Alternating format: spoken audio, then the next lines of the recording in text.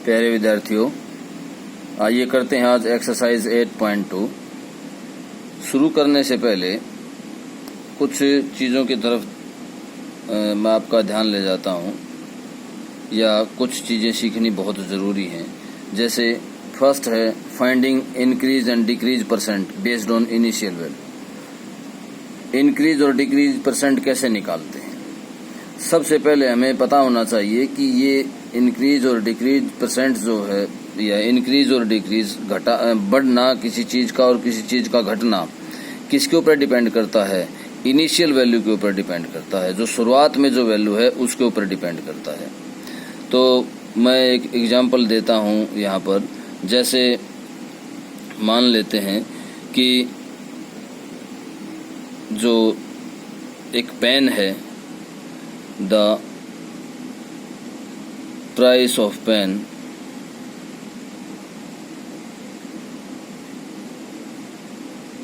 is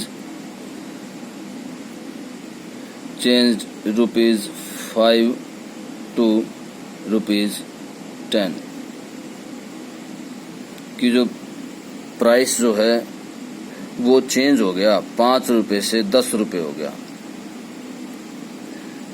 find increase percent.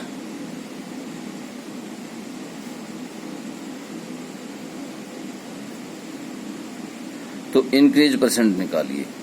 तो कैसे निकालेंगे? देखो, पहले तो इंक्रीमेंट निकालो। क्या आया है इंक्रीमेंट?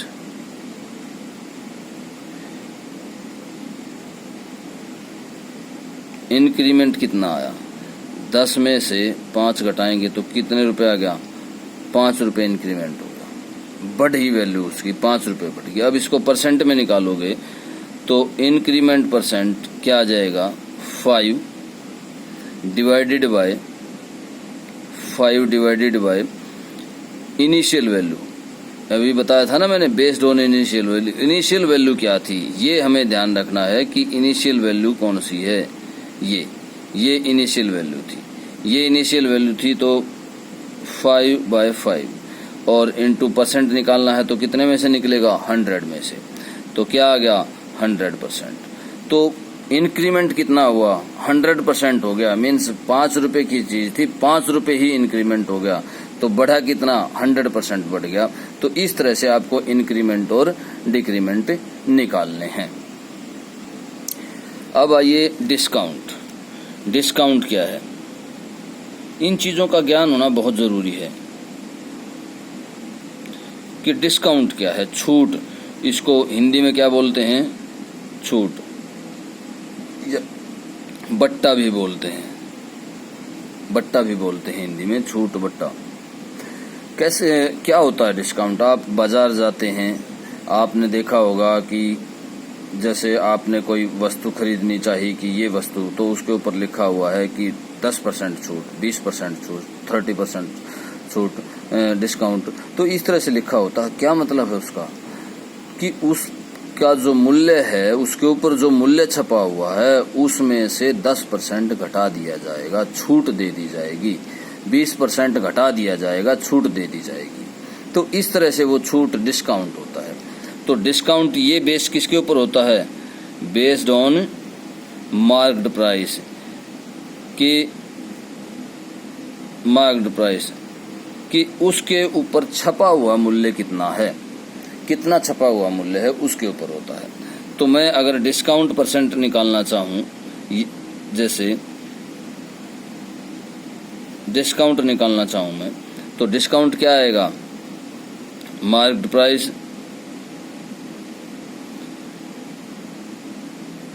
माइनस में सेल प्राइस,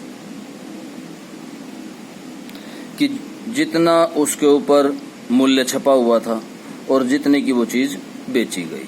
जैसे मैं कहूँ कि मार्क्ड प्राइस, किसी पेन का मार्क्ड प्राइस 100 रुपये है और मैं उसको 90 रुपये में दे देता हूँ।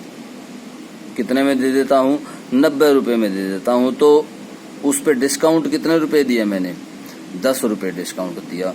तो ये है डिस्काउंट, ये है छूट। और परसेंट निकालने के लिए क्या करेंगे? तो डिस्काउंट अगर परसेंट निकालनी हो, परसेंट निकालना हो तो discount bye marked price MP और इंटू 100, ये डिस्काउंट परसेंट निकल जाएगा। तो इस तरह से आपको दोनों चीज़ें बहुत ही अच्छी तरह से याद रखनी है कि इंक्रीज और डिक्रीज परसेंट कैसे निकलता है, किसके ऊपर बेस होता है, और डिस्काउंट जो है वो किसके ऊपर बेस होता है और कैसे निकलता है। अब आ जाइए प्रॉफिट और loss.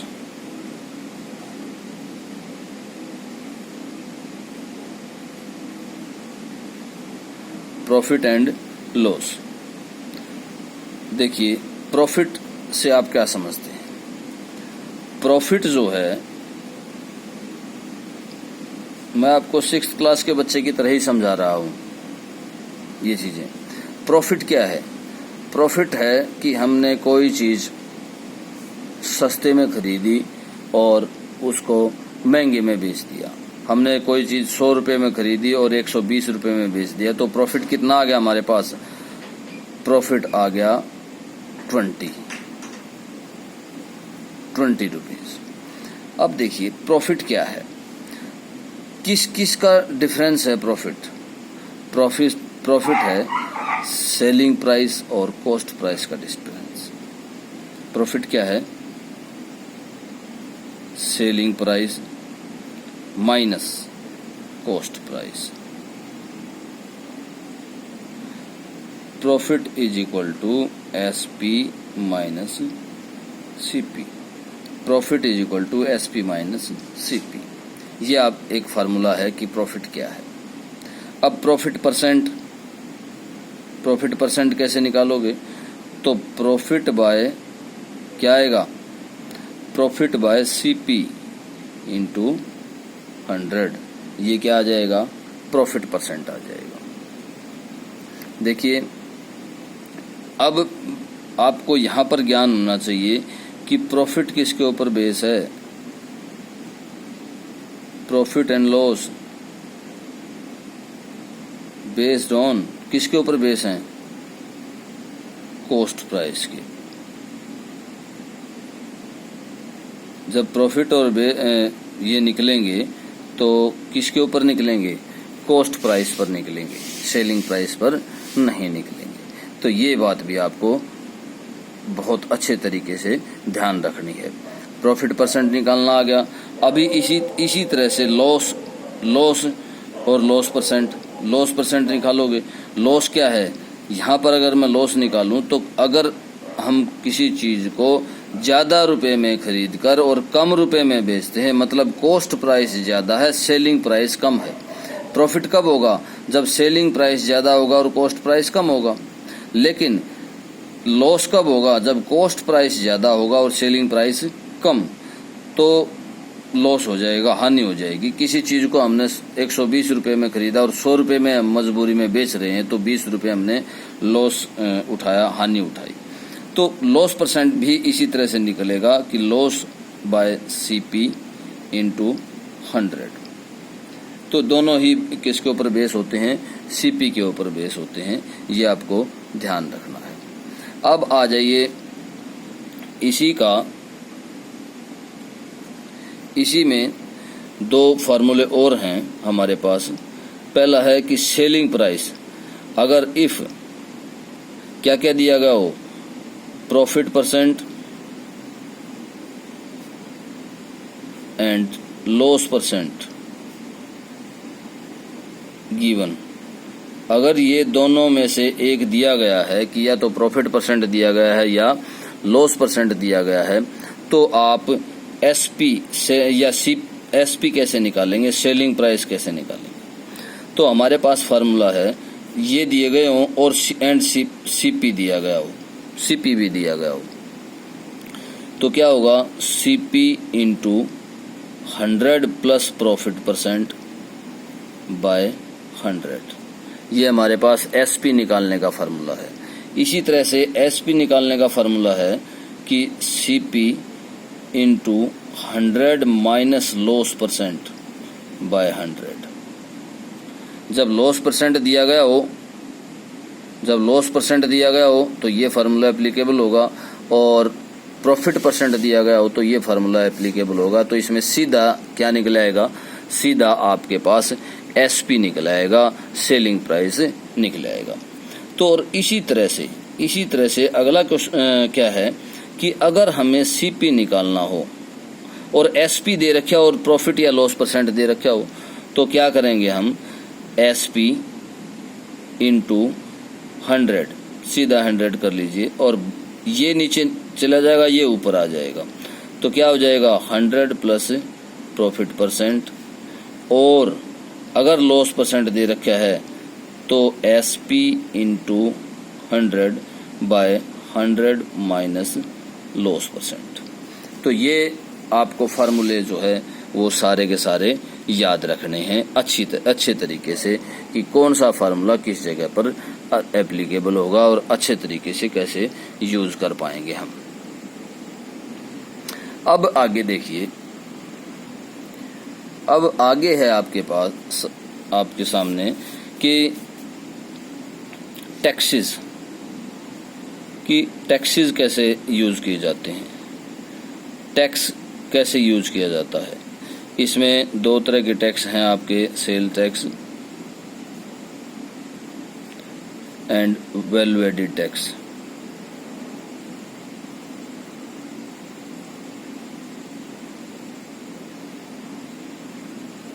Cell tax and value added tax, इसको वैट भी बोलते हैं, आपने नाम भी सुना होगा VAT वैट। अब तो ये दोनों तरह के ही टैक्स जो हैं वो समाप्त हो गए हैं, बहुत कम बचे हैं, एक आध जगह बचे हैं। अब तो GST लगने लगा है, GST। अब देखिए कि टैक्स से आप क्या समझते हैं, टैक्स क्या है। जैसे हमने कोई चीज 100 रुपये में खरीदी, अगर सीपी जो है वो क्या है, सीपी या मार्क्ड प्राइस, ये भी MP पर होता है टैक्स, इन दोनों में से किसी पर भी लग सकता है। वैसे जो टैक्स है वो MP पर मार्क्ड प्राइस पर ही लगता है, क्योंकि उसी पर खरीदी बेची जाती है चीज। अब ध्यान से देखिए कि हमने कोई चीज 100 रुपये में खरीदी और टैक्स है उसके ऊपर 10%, तो 100 रुपये पे 10 रुपये हमें एक्स्ट्रा देने पड़ेंगे। तो वो कितने रुपए में, उसका SP क्या होगा, SP आप कह सकते हो, या हम टोटल CP क्या कितना देंगे उसका 110। तो इस तरह से अगर कोई चीज 100 रुपये में मतलब उस पर छपा हुआ है और टैक्स 10% हमें देना है, तो 10 रुपये हमें एक्स्ट्रा देने पड़ेंगे, तो वो 110 रुपये में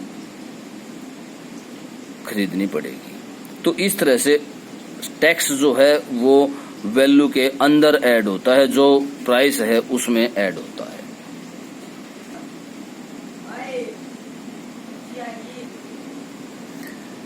आइए देखते हैं 8.2 का फर्स्ट क्वेश्चन।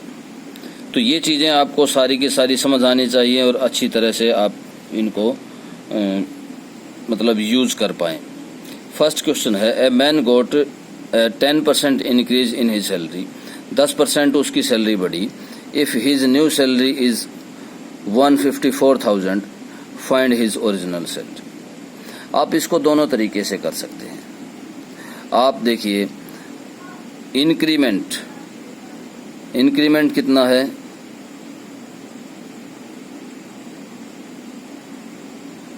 इंक्रीमेंट परसेंट कितना है इसमें, इंक्रीमेंट परसेंट है 10%, 10% इंक्रीमेंट है, 10% इंक्रीमेंट है। तो आप देखिए, और न्यू सैलरी क्या है, न्यू सैलरी कितनी है, न्यू सैलरी है 154,000, ये न्यू सैलरी है। अब देखिए, आपको 10% उसको क्या मिला है, एज अ प्रॉफिट यूज हुआ है, और ये क्या है, ये SP है। तो और पूछ क्या रहा है, इनिशियल वैल्यू। यहाँ भी ध्यान देने योग्य बात है कि इनिशियल वैल्यू एक तरह से कॉस्ट प्राइस की तरह यूज होती है और एसपी जो है वो जो फाइनल वैल्यू है वो क्या है, वो किसकी तरह यूज होती है, वो एसपी की तरह यूज होती है, सेलिंग प्राइस की तरह यूज होती है। अब यहाँ पर मैं क्या क्या मान के चलूं कि एसपी हमें क्या दिया गया है 154,000 और प्रॉफिट क्या दिया गया है 10% और पूछा क्या जा रहा है ओरिजिनल वैल्यू। तो ओरिजिनल वैल्यू क्या,